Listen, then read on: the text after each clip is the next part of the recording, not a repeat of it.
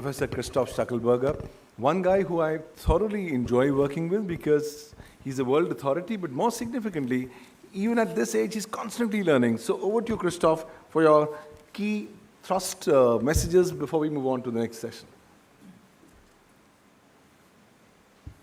Thank you very much, Dr. Pavandugal. Yeah, I got 4 minutes for 4 points. First one, Cyberlaw, cybersecurity are all linked to cyber ethics. And what is ethics? It's all about values. Now, my first point, each new technology includes huge opportunities and, of course, huge threats. But in fact, it's just an enlargement of our body, of the 5 senses, with speed from walking to car to airplane to internet. We just expand the speed of our feet.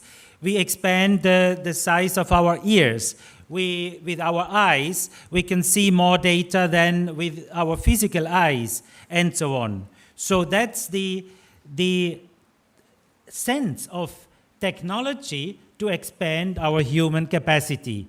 But we, as human beings, remain human beings. And that's the core. So the key task of cyber ethics is to take decisions based on human dignity. We remain humans. And the father of Pavandugal mentioned it, the Honorable Justice mentioned it. Human dignity is at the core of cyber issues that we discussed today. So how to maintain and increase human dignity. Second point, we have different values, freedom, justice, equality, peace, community, security. And now the key issue is how to balance these different values.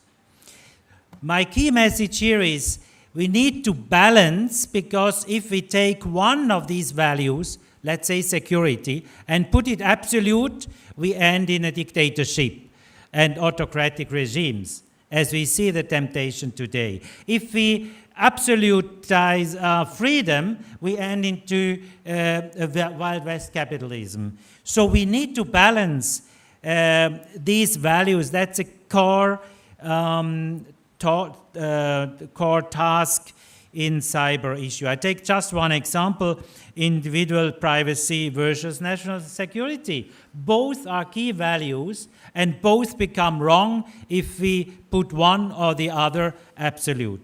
Third point, ethics. Some of the private sector people say, yeah, ethics, that's fine for the nice days, but not for competition and tough economic situations. No, it's the opposite.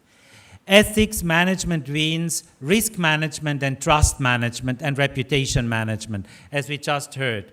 So risk management cannot be done without ethics management, and every company today knows it, especially when they are in the bad news.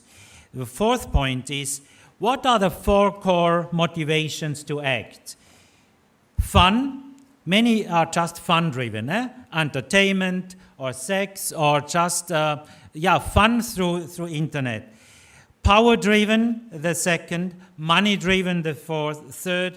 And values-driven, the fourth. And I think we need, in this conference, to emphasize we want to have values-driven solutions. Because many companies, de facto, at the end of the day, are still money-driven. Money-driven is not bad, not at all. But if it's the main last criteria for decision, it is wrong. Power is the main driver in national policies. Power is not negative, but if it's the only and last criteria, we, with our nation, want to be number 1, then it's wrong. So values-driven, I think, is the core of what we are looking for in cyberspace. Thank you so much. Thank you, Christoph, for those remarkable 4 points.